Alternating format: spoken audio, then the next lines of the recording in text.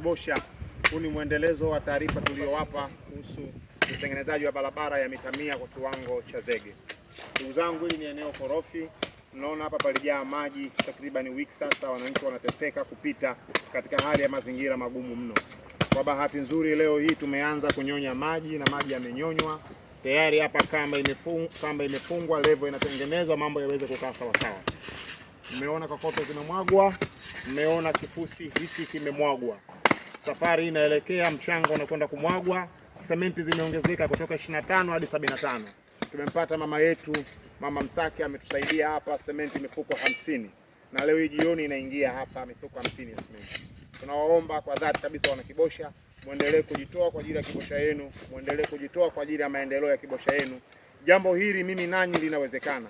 Kwa pamoja wana Kibosha tunaweza tukafanya kwa kiwango ambacho kila mmoja atafurahia.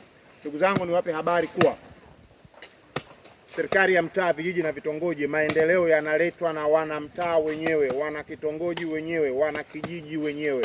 Tuna wajibu wa kuungana, kushikana kwa dhati kuhakikisha tunaleta maendeleo. Na ndugu zangu, serikali imefanya kwa kiwango chake. Daktari Samia amefanya kwa kiwango chake. Tumeona madarasa kila kona, tumeona vituo vya afya, tumeona maendeleo kemkem. Sasa hili jambo dogo la barabara liko ndani ya uwezo wetu, tunaliweza. Tulifanyeni, tuliwezeni, leteni michango yenu, mambo yaweze yakawe mazuri.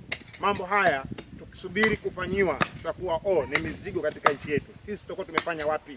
Ndugu zangu, kimsingi ni muda sasa wa sisi kufanya, ili tujiproud kwamba na sisi tumefanya hili katika nchi yetu.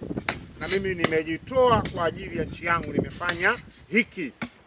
Turekebishe barabara, tuthaminishe mji wetu, tuweke mazingira salama kwa watoto wetu na sisi wenyewe.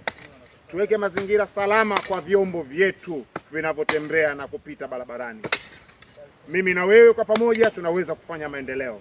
Karibu, changia, kila kitu kitawekwa bayana baada ya kuchangia. Asante sana.